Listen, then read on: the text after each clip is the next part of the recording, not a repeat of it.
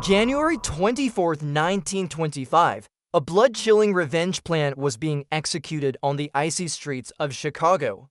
Bugs Moran, the ruthless leader of the North Side Gang, had decided the time had come to settle accounts with the killers of his closest friend, Dion O'Banion. But how did this assassination attempt against Johnny Torrio, one of Chicago's most powerful crime lords, unfold? And why did this event trigger one of the bloodiest gang wars of the Prohibition era?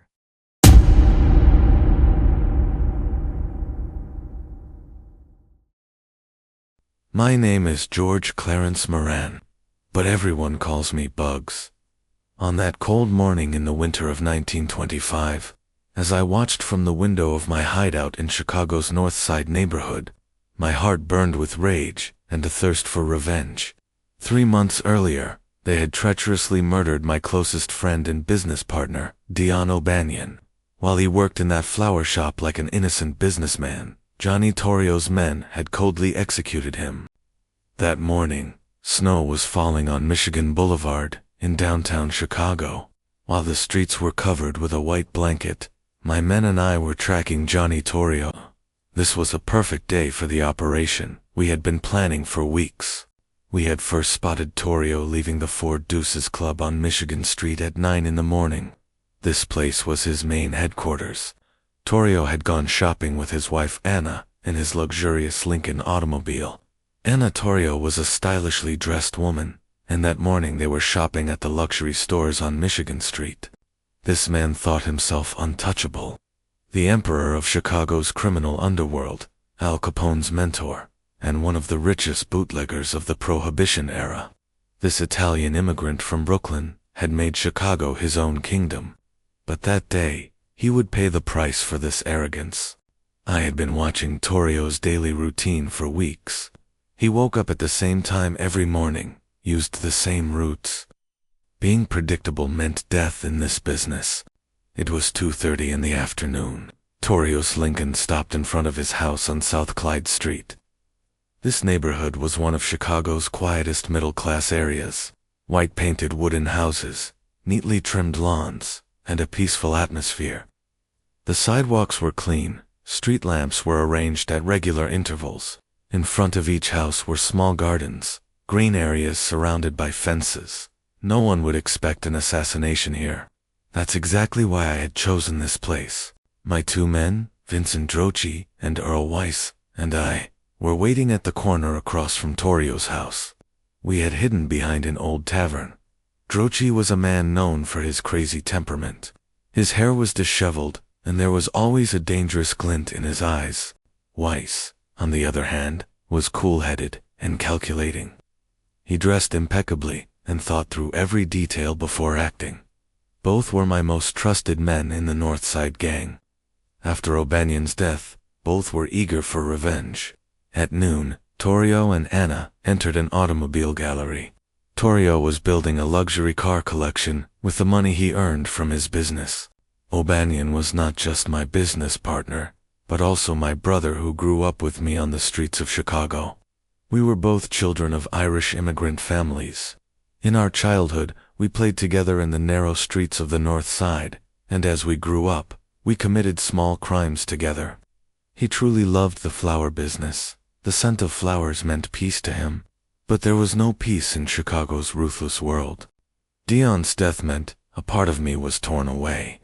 That night, when I received the news, I walked through Chicago's cold streets and felt my tears freezing on my cheeks. I had to take revenge. This wasn't just a business matter, it was a matter of honor. In Irish tradition, blood debt must always be paid.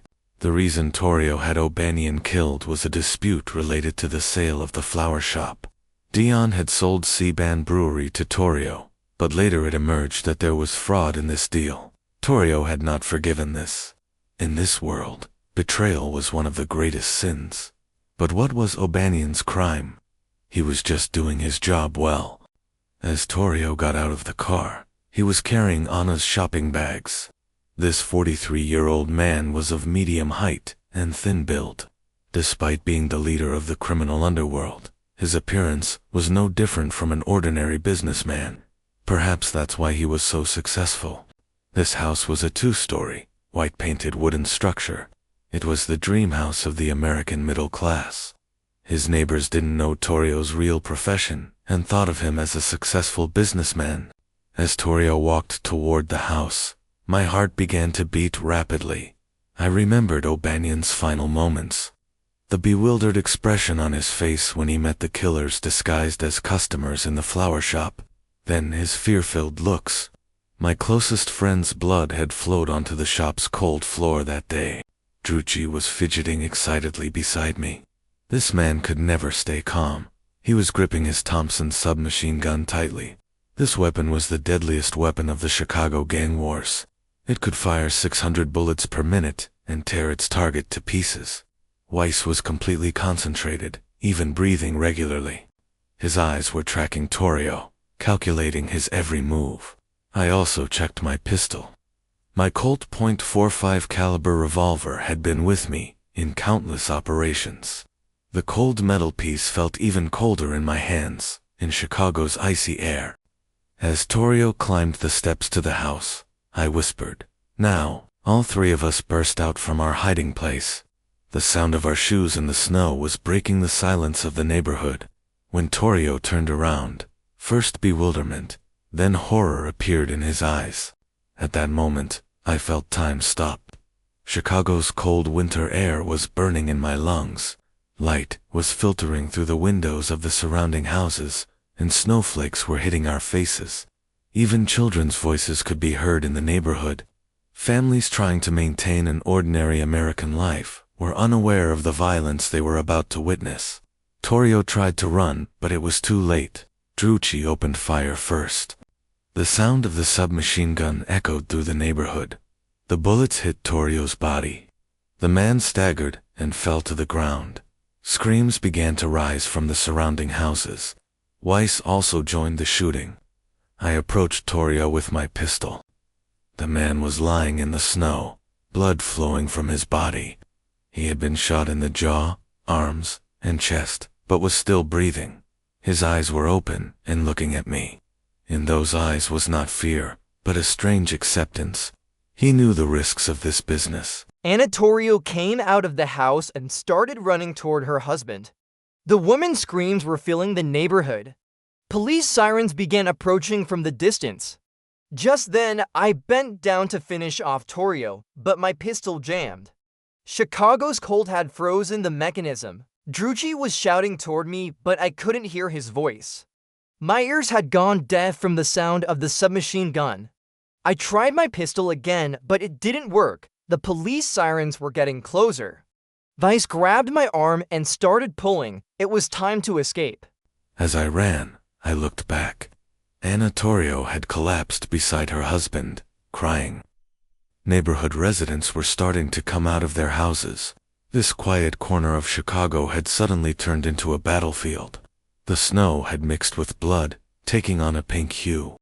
When we reached our getaway car, my hands were trembling, not just from cold, but from adrenaline and rage. I hadn't been able to kill Torrio, but I had wounded him. This was also a message. The North Side gang never forgets and never forgives. Our car was a stolen Ford Model T. Drucci had stolen it from the South Side a week earlier.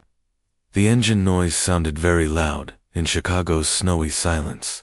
Weiss was at the wheel, taking us through the city's narrow streets to safe areas. In these streets, there was different gang control at every corner. We had to be careful passing through Polish, Italian, and Irish neighborhoods. I sat in the back seat, thinking over what had happened again and again. My pistol jamming was a huge stroke of bad luck. If it had worked, Torrio would have died that day. Chicago's criminal underworld would have changed completely.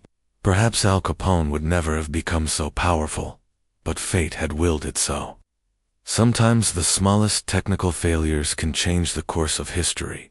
Weiss was constantly checking the mirrors to see if police were following us. Drucci was still gripping his Thompson tightly. He hadn't shaken off the adrenaline yet. This man would stay in this state for hours after dangerous moments. That evening in my hideout, I was reading the Chicago Tribune newspaper. It was written in large letters on the front page, "Armed attack on Torrio." The news stated that the wounds were serious, but Torrio had survived. My heart sank. The job was left half-finished. In the following days, tension in Chicago's streets reached its peak. Torrio's men were looking for us. Al Capone had sworn to avenge the attack on his mentor.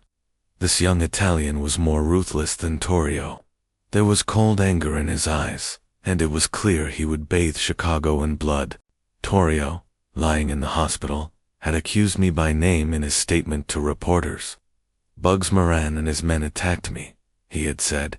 This was a formal declaration of war. Now no one was safe on Chicago's streets. I hid for weeks, every day in a different house, in a different neighborhood. Chicago's north side was my territory, but now Capone's men were everywhere. They too were seeking revenge. This city had been divided between two giant gangs. I stayed at the safe house near Lincoln Park the first day. The second day, I moved to another hideout in Wicker Park. This neighborhood was where Polish immigrants lived densely. Every night, I had different dreams. Sometimes I would see O'Banion, and he would talk to me. The atmosphere of Chicago's streets had changed. People were more anxious. Police were conducting stricter controls. A month later, I received unexpected news. Torrio had announced that he would leave Chicago after his wounds healed. The man wasn't scared, he was just tired. He was withdrawing from the criminal world. This meant that Chicago would now pass completely under Al Capone's control. Young Capone was much more ruthless and ambitious than his old master. He preferred force over diplomacy. In the last days of February, Torrio actually left Chicago. On the train he boarded at Union Station, bandages were still on his body. This man was closing one era of Chicago's criminal underworld while opening the doors to a new and much bloodier era. Torrio's departure I watched from a distance. Union Station was Chicago's largest train station. It was a fascinating place with its giant columns, high ceilings, and constant flow of people. That day, it was snowing, and the station was very crowded. Torrio boarded the train with his wife Anna and a few suitcases. He was going to Florida, where he would live a quiet life. There was a very tired expression on his face. He was fed up with this war. Perhaps he had aged, or perhaps after coming so close to death, he had understood the value of life. He had no children, and his legacy consisted only of Chicago's bloody streets. Now, he was seeking peace on Florida's quiet beaches. Anna Torrio also looked very exhausted. This woman knew the risks of her husband's profession, but there was a big difference between knowing and experiencing. What they experienced that day were traumas she would probably never forget for the rest of her life. Now she would be afraid every time the door was knocked, startled by every strange sound. As the train left the station, the balance in Chicago's criminal underworld changed completely. Now an era was beginning where Al Capone was the sole ruler. I still hadn't completed my revenge. O'Banion's blood still remained on the ground. This assassination attempt against Johnny Torrio became one of the most important turning points of the Prohibition era. Bugs Moran's thirst for revenge dragged Chicago into gang wars that would last for years. Torrio's wounding and subsequent departure from the city paved the way for Al Capone to gain complete control. This event also laid the groundwork for the 1929 St. Valentine's Day Massacre. Sometimes revenge can lead to much bigger consequences than we plan.